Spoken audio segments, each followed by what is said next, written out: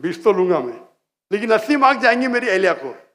वो भी आने वाली थी इस ट्रिप में, और वो तकरीर सिर्फ खवातीन में करती है, लेकिन कुछ मजबूरियात की वजह से वो डिले हो गए। इंशाल्लाह लाहौर में चंद दिन बाद आएंगी, उनका भी वीज़ा लग गया।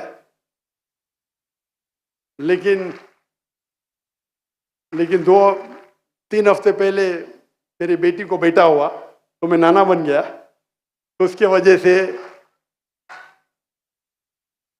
से मेरी अहलिया को आने में ताखीर हो गई।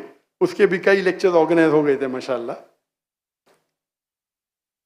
तो प्लानिंग के लिए सबसे आखिर में आप प्लानिंग करेंगे कब? जब आप अपनी बीवी चुनेंगे, शोहर चुनेंगे, उस टाइम आपकी प्लानिंग शुरू होती है।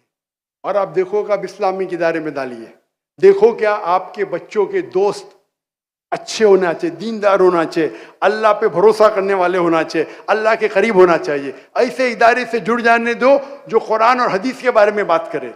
फिर आप देखेंगे कि वो बच्चा जो आपका है अल्लाह सेंटर्ड होगा। उनको कोई ये दौलत के पीछे नहीं भागेगा, शोहरत के पीछे नहीं भागेगा, शोहरत उसके पीछे भागेगी इंशाल्लाह। तो इंशाल्लाह हम वादा करते आज से